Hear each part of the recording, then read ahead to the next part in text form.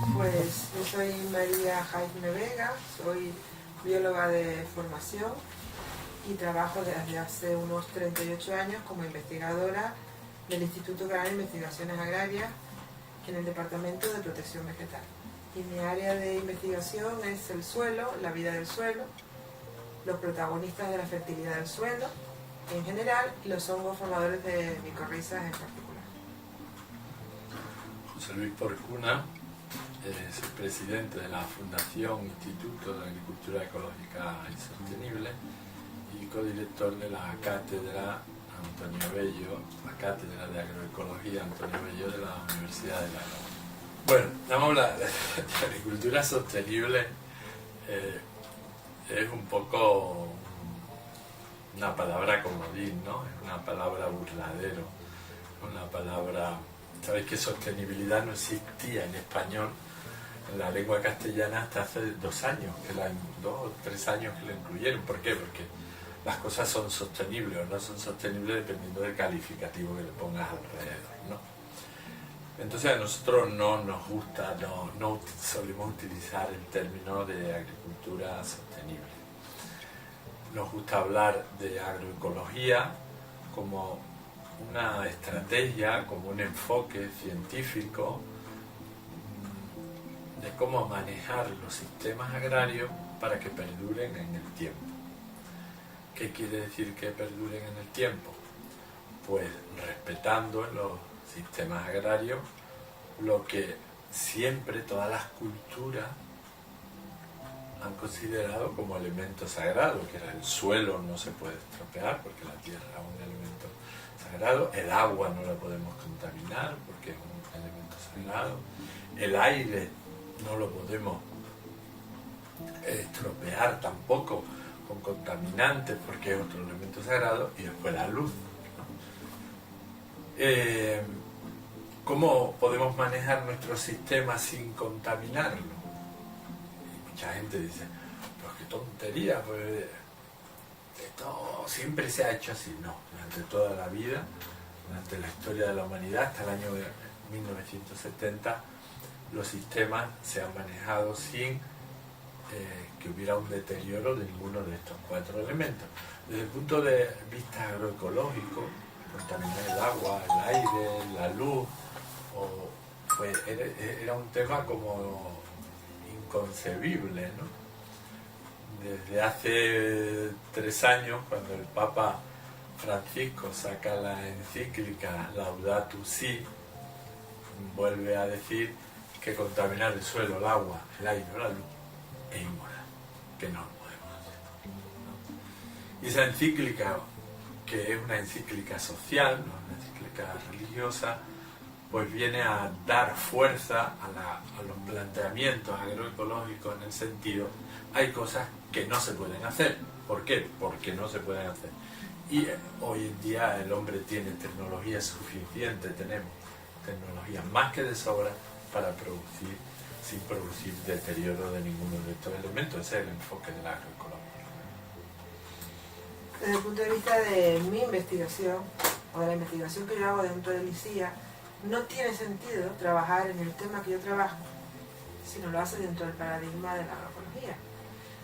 Yo me situé a principios de los años 80, más o menos, en una parte que estaba en aquel momento muy poco explorada, que era lo que es la flora benéfica del suelo.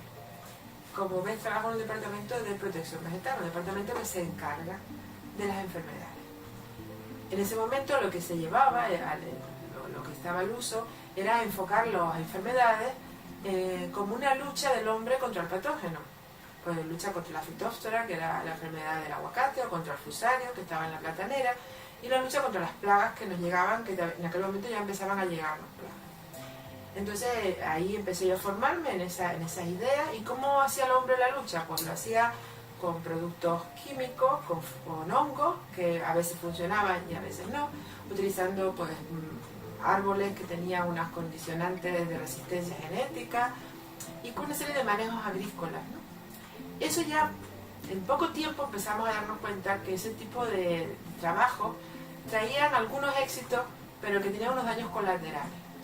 Ahí fue donde empecé a moverme trabajando contra algunas enfermedades a partir de microorganismos que estaban en aquel momento, no aquí en España tanto, sino por fuera, se estaban ya nombrando. Entonces, de pronto, sin saber cómo, porque tampoco es producto de una estrategia dirigida, sino más bien un producto de la ignorancia, te ves trabajando con unos microorganismos, que son los hongos micorrízicos, que están vivos, que están siempre en los suelos sanos, en todos los ecosistemas sanos, que pueden darle calidad al suelo, fertilidad al suelo y salud a las plantas cuando esas plantas se cultivan bajo la visión de la agricultura. Quieras o no, la agricultura es una deformación o un ir contra la natura, realmente, tal y como se plantea. Entonces, te ves trabajando con una microbiota que es valiosa, pero que no tiene valor, no puede ser utilizada con las ideas de la agricultura que reinaba en aquellos tiempos, de la agricultura convencional, pura y dura, que además pues se estudiaba, se practicaba y había una cantidad de intereses pues del capital para que eso continuara siendo así. Entonces eso me lo puso muy difícil, porque realmente cualquier cosa que yo podía conseguir con mi microorganismo se podía conseguir con un producto de síntesis mucho más rápido, mucho más barato y con mucha más seguridad. Y claro, eso hace que la investigación se tambalee en ese momento, no le encuentre sentido, y donde el único oasis donde yo puedo moverme, donde puedo trabajar, es bajo los criterios de la agroecología. Entonces llega la investigación a la agroecología. ¿Y ahí qué hace la investigación que yo hago? Una investigación pues muy poco conocida, es utilizar microorganismos benéficos para la salud del suelo y la salud de la planta, y tienen que estar en el suelo antes que se presenten las enfermedades, antes que se presenten los problemas. Es decir, es como una especie de vacuna que tienen que tener todas las plantas y que la tienen en sistemas naturales, es decir, trasladar esa idea que tiene la naturaleza, que lo sabe hacer todo muy bien, a nuestros sistemas agrícolas. Y entonces ahí todo funciona.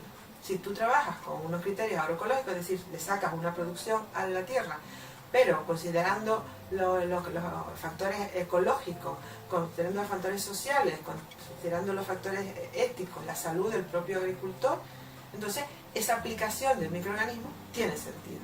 En los primeros momentos lo que haces es luchar para que puedas hacerlo. Y durante mucho tiempo estoy trabajando que la cosa no parece que no tenía mucho sentido. Afortunadamente llevamos unos 15 o 20 años, quizá menos, pero recogiendo los frutos de aquella travesía del desierto. Entonces ahora mismo aquí en Galicia estamos trabajando, tenemos una línea de investigación muy sólida y muy poco corriente a nivel nacional, donde manejamos los microorganismos del suelo en beneficio de los cultivos. Y de los cultivos en condiciones de enfermedad, en condiciones de un estrés hídrico con poca agua, en condiciones con un agua con poca calidad, o en presencia de alguna plaga o alguna enfermedad. Es decir, hemos conseguido darle un sentido a esa investigación que parecía que se iba a quedar pues solamente para una mayoría. Ahora mismo es demandada, y no solamente nuestros proyectos de investigación, que siempre nos han acompañado, nos han ayudado, sino también pues la cantidad de gente que ha pasado, que eso es importante, por este departamento formándose en este tema. Somos bastante, a nivel de España habrán 12 o 13 personas que pueden formar en este tema, y Canarias, al tener además los tropicales, que no lo tiene el resto de la península, pues hemos conseguido una especialización bastante interesante. Tenemos que entender que la humanidad ha llegado hasta aquí sin utilizar fertilizantes químicos y sin utilizar pesticidas. ¿Cómo vamos a producir ahora sin estos elementos? Lo dice aquí y lo dice en todos los sitios. La gente piensa que esto es una idea de utópico, o de idealista o de ecologista. Por hablar de datos concretos, nuestro país, España, que se incorpora de los últimos a la Unión Europea, con un retraso en temas medioambientales, secular, ¿no? Ahora mismo lidera en todos los países de la Unión Europea, el país que más superficie tiene en agricultura ecológica es España. Tiene más de 2 millones de hectáreas. Esos 2 millones de hectáreas son de agricultores, unos son de agricultura industrial, otros son de agricultores medios y otros son de pequeños agricultores, que demuestran que es posible producir de una manera rentable, viable económicamente, porque lo están haciendo. Es más, es un sector, el tema de la agricultura ecológica, que en nuestro país crece a un ritmo entre el 5 y el 10% anual. Es una brutalidad. Es decir, durante los años de la crisis se paralizó un poco, pero enseguida otra vez está creciendo al 6, al 7%.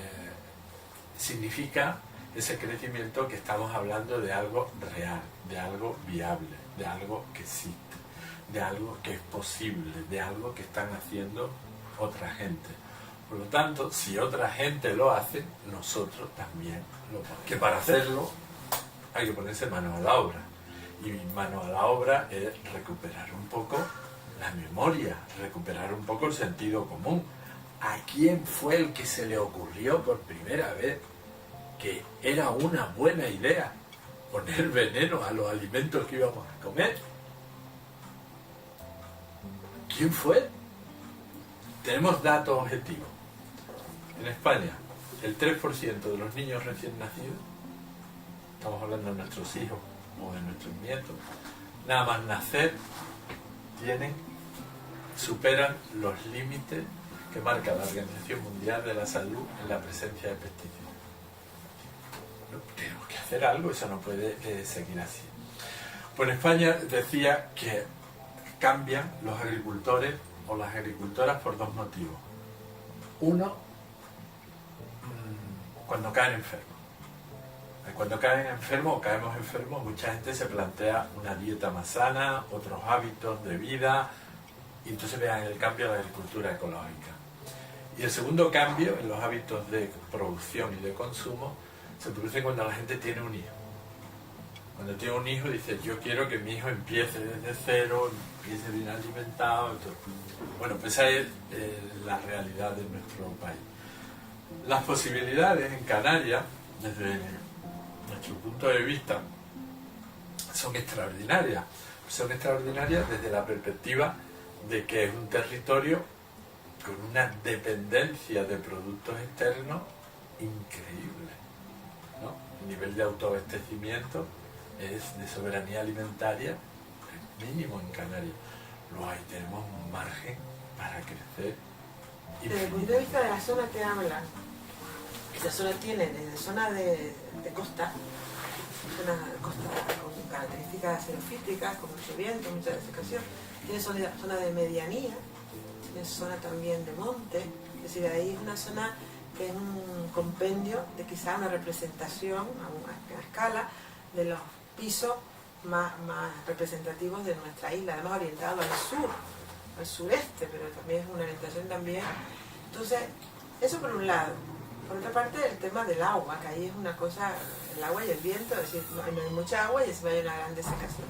Después el acoso que tiene de la civilización, es una zona que ha ahí una cosa, un reducto, que está tanto por el sur como por el norte, está totalmente constreñida, ¿no? Eso es y después el tema de la demografía, es decir, también es una zona con un problema demográfico, digamos la zona de expansión de Santa Cruz y después también pues, de Candelaria para arriba también es una zona que va a presionar. Creo que es una de las zonas ideal para poder poner en conjunción todas las herramientas, todas las potencialidades que puede ofrecer la agroecología. Y esto se podría hacer con unos equipos multidisciplinares, con unos abordajes por los diferentes enfoques. Y pienso que si algún sitio tiene posibilidad de hacer las cosas bien. Mira, todas las cosas requieren formación y requieren un enfoque, ¿no? La verdad que nuestros agricultores, como nuestros consumidores, son víctimas de un gran engaño. Un gran engaño en el sentido que no son conscientes, no somos conscientes de que estamos llevando a nuestro suelo a unos niveles de infertilidad y de deterioro grandísimos, ¿no? Lo de Canarias, lo de toda la península donde se ha utilizado agricultura química, ¿no? De que la aplicación de pesticidas lo único que hace es incrementar las poblaciones de plagas o de enfermedades, es decir, lo que crea es dependencia. El problema siempre surge porque la gente dice, pero ¿yo cómo lo voy a hacer? Y usted, vámonos al sitio más intensivo de España, Almería. La gente piensa que en Almería pues todo es producto químico, son 40.000 hectáreas, intensivo al máximo. Bueno, en Almería, ahora mismo, hoy, hay 2.500 hectáreas de agricultura ecológica. Ay, como lo han hecho en Almería, pero si allí a mí me habían dicho que tratan cada 3 días, y es verdad, bueno, pues han iniciado una transición, han iniciado un aprendizaje y han visto que es posible, porque esos son 2.500 hectáreas de agricultores vulgares, normales y corrientes, que nadie lo está sosteniendo con ninguna subvención. El olivar, por ejemplo, el olivar, las grandes extensiones de olivar de Andalucía, ¿no? El aceite cada vez es un producto más. Hombre, ¿yo cómo voy a dejar que la mosca ataque, que me pudra la aceituna? Bueno, pues en Andalucía, no me sé la cifra de memoria, pero aproximadamente el 20% de la superficie de olivar está en agricultura ecológica. Y esos son olivareros normales, agricultores normales. Si nos vamos a la producción de hortalizas, pues en España, ahora mismo la producción de hortalizas, también digo la cifra de memoria, está llegando cerca de entre el 5 y el 7% en agricultura ecológica a nivel estatal. Esos son muchísimas toneladas de hortalizas.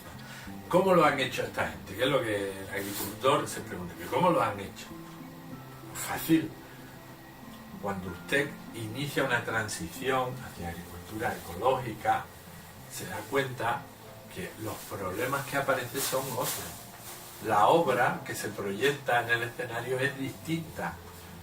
Las respuestas tienen que ser distintas porque las preguntas son distintas. Los problemas no van a ser lo mismo. ¿Y cuál es la clave de la agricultura ecológica? Pues la clave es devolver la fertilidad al suelo, devolver la actividad biológica al suelo. Y que la planta, que tiene recursos por sí sola de defenderse de plagas, de enfermedades, pues se emplee a fondo, ¿no? Pues igual que pasa con las personas, es decir, el estado normal de una persona normal, del montón, es el estado de salud. Una vez al año te resfría o tienes cualquier problema y vas al médico, pero tu estado normal es de salud. El estado normal de una planta, de un cultivo, es de salud. Lo que pasa es que hay muchos intereses detrás para que el estado normal sea de enfermedad, porque el estado de enfermedad de un cultivo lo que genera es un gasto permanente, ¿no? Y la sorpresa de todos estos agricultores que transitan es decir, ay, pues esto no es más difícil de lo que yo hacía antes. ¿Por qué? Porque no es que haya que esperar que los pulgones se mueran de viejos, ¿no? O los gusanos. No, hay estrategias en la agricultura ecológica que se pueden dos caracterizar: una, que no contamina, y dos, que no desequilibran. Es decir, que después de tú hacer esa aplicación de ese producto fitosanitario en la agricultura ecológica, tu sistema no queda desequilibrado. Pero yo pienso que en un sistema agrícola como el nuestro, muy fragmentado, con agricultores que han ido perdiendo la tradición de la agricultura, porque ya a lo mejor no son hijos de agricultores, pero a lo mejor ellos no se están dedicando el tiempo completo o no tienen esas tradiciones que, bueno, durante un momento pasaban de padres a hijos, pues han perdido en estos años, pues se han ido a trabajar al sector servicios y han perdido un poco ese vínculo que tenían con la tierra. Entonces, primero esa parte, después el territorio fragmentado. Y después que nosotros tenemos una realidad, nosotros no tenemos ni grandes extensiones de olivares, ni grandes extensiones de vid, como puede pasar en la península, sino tenemos territorios muy pequeños, y llevar a cabo una agricultura bajo un criterio agroecológico, yo pienso que no se puede dejar esa responsabilidad en manos del agricultor. Es decir, una persona joven que esté a lo mejor hasta con la conciencia hecha ya de que tiene que trabajar con unos principios de agroecología. Él solo no puede. Él solo no puede por las condiciones nuestras de nuestro propio territorio y porque eso sería ir solo contra los gigantes. Entonces, a mí me parece que las iniciativas estas de acoger un área, porque claro, por el mero principio de la agroecología no se puede hacer desconectadas de alrededores, son principios. Si tú haces un sistema agroecológico en un fondo de un valle o una ladera, y lo primero que te pide los criterios agroecológicos es que el entorno, el diseño de alrededor también esté equilibrado con esas ideas, ¿no? Entonces yo entiendo que para que las iniciativas por parte tanto de la universidad como del Cabildo como de los centros oficiales tienen que ir dirigidas a amparar, a apoyar, a acompañar a ese agricultor que quiere hacer la transición. Entonces en un primer momento la gente venía a informarse que era la agricultura ecológica. Hay mucha gente que solo como Quijote se han metido a la agricultura ecológica, pero todavía ha hecho una transformación desde el punto de vista de las ideas, pero no desde el punto de vista de gestionar. Es decir, yo quiero ser un agricultor ecológico, pero sin querer siguen pensando, por lo que estaba diciendo antes José Luis, el origen de los problemas no se puede resolver con la misma mentalidad que se han ocasionado. Entonces, ahí también necesita, porque si tú te pones a hablar con los agricultores que están recién pasados ecológicos, las preguntas que te hacen son preguntas siempre que son consecuencia de una forma de pensar. Entonces, esa transición hacia otra forma de pensar no se puede hacer de un día para otro, ni creo que la puedan hacer solo. Y después que esa gente, no nos olvidemos, la gente que hablamos de las teorías, que esa gente tiene que comer todos los días, esa gente tiene que coger un transporte, tiene que tener unos niños en el colegio. Entonces yo pienso que es una responsabilidad que tienen ahora mismo pues todas las instituciones que tienen que hacer esos diseños de territorio, de acompañar a esa gente que quiera hacer la transición voluntariamente y limitarle los riesgos.